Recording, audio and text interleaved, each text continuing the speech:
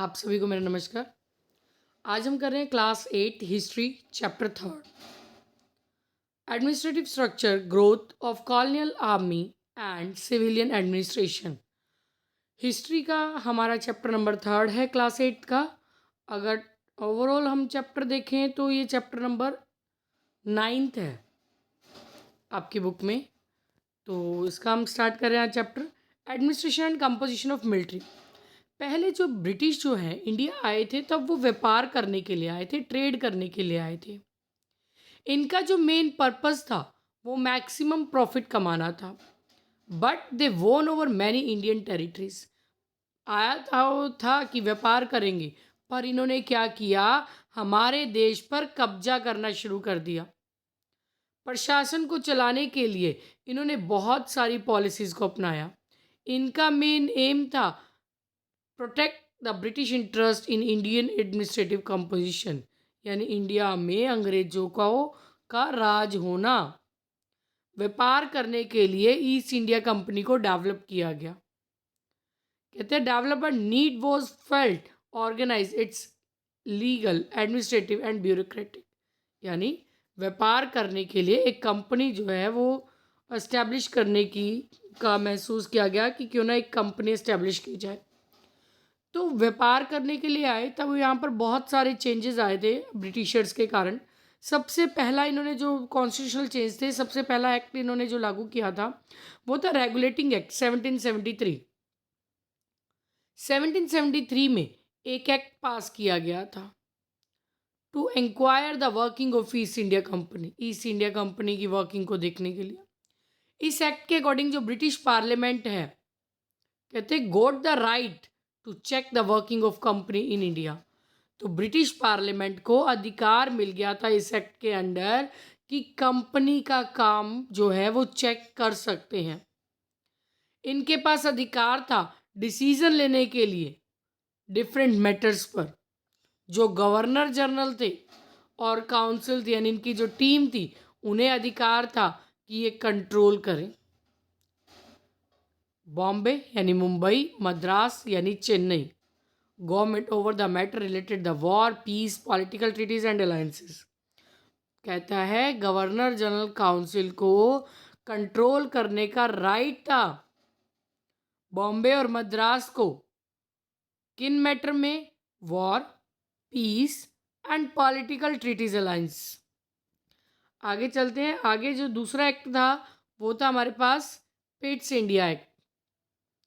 1784 में जो पार्लियामेंट है इंग्लैंड की, इसने एक एक्ट पास किया जिसका नाम रखा पिट्स इंडिया एक्ट। इस एक्ट के according control the company civil military and financial matters, a board of control was established in England. तो कंपनी के सिविल मिलिट्री और फाइनेंशियल मैटर को कंट्रोल करने के लिए ये एक्ट जो है वो एस्टैब्लिश किया गया इंग्लैंड में। और एक बोर्ड बनाया गया, एक मतलब एक टीम बनाई गई जिसके 6 मेंबर थे। जो गवर्नर जनरल थे पहले 4 हुआ करते थे, इनकी संख्या 4 से कम करके 3 कर दी गई। और बॉम्बे और मद्रास के जो गवर्नर थे वो पूरी तरह से कंट्रोल कर रहे थे। किसके अंडर कर रहे थे? गवर्नर जनरल के अंडर कर रहे थे। तो अभी तक हमने कितने एक्ट पढ़े? 2 एक्ट पढ़े। पहला पढ़ा रेगुलेटिंग एक्ट, कब पास हुआ था? 1773 में हुआ था। किस लिए हुआ था? ईस्ट इंडिया कंपनी की वर्किंग को चेक करने के लिए ब्रिटिश पार्लियामेंट को राइट मिल गया था इस एक्ट के अंडर कि किस तरह से एडमिनिस्ट्रेशन चलाया जाएगा। और इन्होंने बॉम्बे और मद्रास को भी कंट्रोल में रखा अपने, इसका अधिकार था इनके पास। और गवर्नमेंट के अंडर इन्होंने ये और भी कंट्रोल कर सकते थे वॉर, पीस, पॉलिटिकल ट्रीटीज पर। दूसरा एक्ट जो था वो कौन सा था? पिट्स इंडिया एक्ट 1784। 1784 में पार्लियामेंट जो है इंग्लैंड की, इसने पिट्स इंडिया एक्ट पास किया। इस एक्ट के अकॉर्डिंग कंपनी जो है मिलिट्री और फाइनेंशियल मैटर को कंट्रोल कर रही थी। यहाँ पर एक बोर्ड एस्टेब्लिश किया गया था, बोर्ड ऑफ कंट्रोल, यानी एक टीम बनाई गई थी। वो टीम 6 मेंबर की थी। और गवर्नर जनरल काउंसिल जो थी वहाँ पहले 4 मेंबर होते थे, वहाँ 4 से 3 कर दिए गए। जो बॉम्बे और मद्रास के गवर्नर थे वो भी कंट्रोल कर रहे थे बॉम्बे मद्रास को, गवर्नर जनरल के अंडर कंट्रोल कर रहे थे। इसके बाद नेक्स्ट थर्ड एक्ट आ जाता है चार्टर एक्ट ऑफ 1833। इस एक्ट के अकॉर्डिंग कहता है company was asked to leave all the work related with trade, कि कंपनी से पूछा गया कि उन्हें सभी काम छोड़ देने हैं जो व्यापार से रिलेट करते हैं, so that it would pay its full attention to administration, कि आपने काम पर नहीं ध्यान देना कि काम कंपनी में क्या चल रहा है, उसका प्रशासन देखना है, किस तरह से मैनेजमेंट की जा रही है, किस तरह से एडमिनिस्ट्रेशन को चलाया जा रहा है। द बंगाल गवर्नर जनरल, जो बंगाल के गवर्नर जनरल थे और वहाँ की काउंसिल थी, अब उसका नाम रखा गया governor general of India and council of India. यानी पहले वो गवर्नर जनरल और काउंसिल बंगाल के कहते थे, बट अब उनका नाम चेंज कर दिया गया governor general of India and council of India.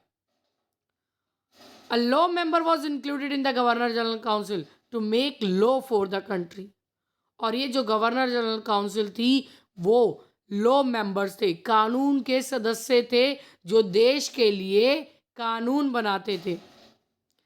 इसी तरीके से जो प्रेसिडेंसीज हैं उन्हें राइट्स दे दिया गया लॉ बनाने के लिए, और सेंट्रल गवर्नमेंट जो है वो पावरफुल गवर्नमेंट बन गई। इसके बाद नेक्स्ट हमारा एक्ट जो था वो चार्टर एक्ट 1853। पिछला था चार्टर एक्ट 1833। नेक्स्ट है charter act 1853। According to the charter act of 1853, legislative was establish by separating from executive. इस एक्ट के अंडर जो पावर थी दो हिस्सों में बांटी गई, लेजिस्लेटिव और एग्जीक्यूटिव, यानी कानून बनाने वाले और होंगे और उनको लागू करने वाले और होंगे। इसके जो टोटल मेंबर थे वो थे 12 मेंबर्स। इस एक्ट के अकॉर्डिंग जो इंटरफेरेंस है सेंट्रल गवर्नमेंट की वो लगातार कंपनी में बढ़ती चली जा रही थी। Now it could take over the rule of India from the company into its own hand. तो कंपनी ने इंडिया पर राज करने के लिए इसका कंट्रोल अपने हाथों में ले लिया। इन्होंने ऑर्गेनाइजेशन में 4 इंस्टीट्यूशन जो हैं वो चलाने शुरू किए। पहला था सिविल सर्विस, दूसरा आर्मी, तीसरा पुलिस और नेक्स्ट फोर्थ है जुडिशरी। नेक्स्ट चलते हैं, सबसे पहले सिविल सर्विसेज के बारे में पढ़ेंगे। जो सिविल सर्विसेज को स्टार्ट करने का क्रेडिट जाता है इंडिया में वो लॉर्ड कॉर्नवालिस को जाता है। इन्होंने सैलरीज इंक्रीज की थी सिविल सर्विसेज ऑफिसर की, ताकि वो ऑफिसर जो है वो रिश्वत ना ले, रिश्वत खत्म हो जाए। ऑफिसर्स के लिए प्राइवेट ट्रेड करना यानी अलग से व्यापार करना बिल्कुल बैन कर दिया था, और उन्हें मना कर दिया था कि तुम लोग इंडियन से कोई भी गिफ्ट एक्सेप्ट नहीं करोगे। और सिविल सर्विसेज में सिर्फ यूरोपियंस को ही हाई पोस्ट पर अपॉइंट किया जाता था। 1806 में लॉर्ड विलियम्स ने एक कॉलेज खोला जिसका नाम रखा हैलीबरी, और ये कॉलेज कहाँ खोला? इंग्लैंड में। लॉर्ड विलियम ने क्या खोला? कॉलेज। कब? 1806 में। कहाँ? इंग्लैंड में। नाम क्या था? हैलीबरी। यहाँ पर न्यूली अपॉइंटेड ऑफिसर जो हैं उन्हें ट्रेनिंग दी जाती थी। उन्हें इंडिया भेजने से पहले इस कॉलेज में सब कुछ सिखाया जाता था, ट्रेंड किया जाता था। चार्टर एक्ट 1833 के अकॉर्डिंग जो इंडियंस थे, कहते हैं not debarred from government jobs on the basis of religion, caste and colour. उन्हें जाति धर्म के आधार पर नौकरियां नहीं दी जाती थी, बट स्टिल जो है कहते हैं कि यहाँ पर जो जॉब दी जाती थी वो यहाँ पर देख लेते थे किस धर्म का है, किसको देनी चाहिए, कौन हमारी साइड लेगा। तो वो भेदभाव शुरू से अंग्रेज करते आए हैं, बट फिर भी इंडियंस को हायर पोस्ट पर अपॉइंट नहीं किया गया था। हायर पोस्ट पे सिर्फ यूरोपियंस को ही अपॉइंट किया जाता था। 1853 में जो अपॉइंटमेंट थी सिविल सर्विसेज में वो कॉम्पिटिटिव एग्ज़ाम के बेस पर होती थी, और जो एग्ज़ाम है वो इंग्लैंड में लिया जाता था, और जो इसका मीडियम था वो सिर्फ इंग्लिश होता था। किस बेस पे अपॉइंट करते थे? एग्ज़ाम के बेस पे। एग्ज़ाम कहाँ होता था? इंग्लैंड में। मीडियम क्या था उसका? इंग्लिश। इसकी जो मैक्सिमम एज लिमिट थी वो फिक्स थी 22 ईयर्स। इन 1864 वॉज मेड 21 साल कर दी गई। फिर 1876 में 19 साल कर दी गई। एक इंडियन जिनका नाम था सतिंद्र नाथ टैगोर, ये जो है सिविल सर्विस एग्ज़ाम में सक्सेसफुल रहे थे 1863 में। बाद में इंडियंस ने डिमांड की कि जो एज लिमिट है वो बढ़ा दी जाए और जो एग्ज़ाम है वो इंग्लैंड की जगह इंडिया में भी लिया जाए। तो एक वाइजरी थे लॉर्ड रिपन, इन्होंने सपोर्ट किया इंडिया की डिमांड को। By the secretary of state did not accept the demand. Support किया लॉर्ड रिपन ने, बट जो सेक्रेटरी थे उन्होंने इस डिमांड को एक्सेप्ट नहीं किया। उसके बाद 1886 में वाइजरी लॉर्ड रिपन जो है वो जो है public service commission of 15 member, 15 member में से एक मेंबर थे। कौन थे? Lord Ripon. This commission recommend that the civil services should be divided into 3 parts. इनका कहना था कि सिविल सर्विसेज को 3 हिस्सों में बांट दिया जाए। पहला, इंपीरियल और Indian civil service exam of which should be conducted in England. कि इंडियन सिविल सर्विस एग्जाम हो उसका नाम इंपीरियल या फिर इंडियन सिविल सर्विस एग्जाम रखा जाए, जिसे इंग्लैंड में ही कंडक्ट किया जाए। उसके अलावा स्टेट्स के अकॉर्डिंग भी एग्जाम लिए जाएं, अलग अलग प्रोविंसेस में, अलग अलग प्रांत्स में। जो प्रोविंशियल सर्विस एग्जाम है वो अलग अलग प्रोविंसेस में करवाया जाए। जो प्रोफेशनल सर्विस कमीशन थे उन्होंने रिकमेंड किया कि इसके लिए एज भी बढ़ाकर 19 से 23 कर दी जाए इंडियंस के लिए। 1892 में इंडियन गवर्नमेंट ने इस रिकमेंडेशन को एक्सेप्ट किया। 1918 में जो मॉन्टेग्यू चाम्सफोर्ड थे इन्होंने रिकमेंड किया 33% इंडियन जो है वो इंडियन सिविल सर्विसेज से ही लिए जाएंगे और जो नंबर ऑफ इंडियंस हैं उनको इंक्रीज किया जाएगा। ये जो रिपोर्ट है इम्प्लीमेंट की गई थी इंडियन गवर्नमेंट के द्वारा इंडियन गवर्नमेंट एक्ट ऑफ 1919 के अंडर। आगे चलते हैं। उसके बाद 1923 में जो ली कमीशन है इन्होंने रिकमेंड किया सेंट्रल पब्लिक सर्विस कमीशन को, और ये जो कमीशन है वो प्रोविंसेस भी थे। 1926 में central public service commission CPSC and some provincial service commission यानी PPSC ये एस्टेब्लिश किए गए। Although in the British rule in Indian civil services Indians were appointed in large number, but still mostly English people were appointed on higher post. अब अंग्रेजों के द्वारा, Britishers के द्वारा इंडियंस को अपॉइंट किया जाने लगा, बट आज भी जो इंग्लिश थे, अंग्रेज थे, उन्हें ही हायर पोस्ट पे अपॉइंट किया जाता था। इनका मेन एम था ब्रिटिशर्स को सर्व करना, ना कि लोगों की भलाई करना। इसके बाद नेक्स्ट हमारा टॉपिक आ जाता है आर्मी। आर्मी जो है वो भी बहुत कंट्रीब्यूशन करती है ब्रिटिश रूल को इंडिया में एक्सपैंड और एस्टेब्लिश करने के लिए। 1856 में जो नंबर थे इंडियन आर्मी के वो थे 2,33,000 और यूरोपियन सिर्फ 45,322 थे। इंडियन सोल्जर्स को जो सैलरी है वो कम दी जाती थी और इंग्लिश सोल्जर्स को सैलरी ज़्यादा दी जाती थी और एक्स्ट्रा अलाउंस भी दिए जाते थे। इंडियंस को सिर्फ सूबेदार की पोस्ट तक ही प्रमोट किया जाता था और इंडियंस के साथ जो इंग्लिश ऑफिशियल्स थे वो बुरा व्यवहार करते थे। इसी कारण इंडियन सोल्जर्स ने 1857 में रिवोल्ट किया, विद्रोह किया। 1857 के रिवोल्ट के बाद इंडियन आर्मी में काफ़ी बदलाव आए। पहला, जो नंबर ऑफ इंग्लिश सोल्जर्स थे अब वो इंक्रीज कर दिए गए। सिर्फ आर्टिलरी में सिर्फ इंग्लिश अपॉइंट किए जाते थे और सिख और गोरखा को रिक्रूट किया जाता था आर्मी में ब्राह्मण्स की जगह, यानी आर्मी में ब्राह्मण को अपॉइंट नहीं किया जाता था, उनकी जगह सिखों या फिर गोरखा को रिक्रूट किया जाता था। जो रेशो थी यूरोपियन और इंडियंस की, वो 2:1 थी। चीफ कमांडर जो हैं उन्हें मेंबर बनाया गया गवर्नर जनरल काउंसिल ट्रूप का, यानी आर्मी की एक टुकड़ी का। ये एस्टेब्लिश की गई थी धर्म और जाति के आधार पर। इसी कारण सोल्जर्स के बीच में कहते हैं यूनिटी का could not emerge to make possibility revoltless. इन्होंने जाति धर्म के आधार पर क्यों बनाई थी? ताकि सभी लोगों में एकता हो और सामने वाला हमसे विद्रोह ना करे। इसके बाद नेक्स्ट आता है पुलिस।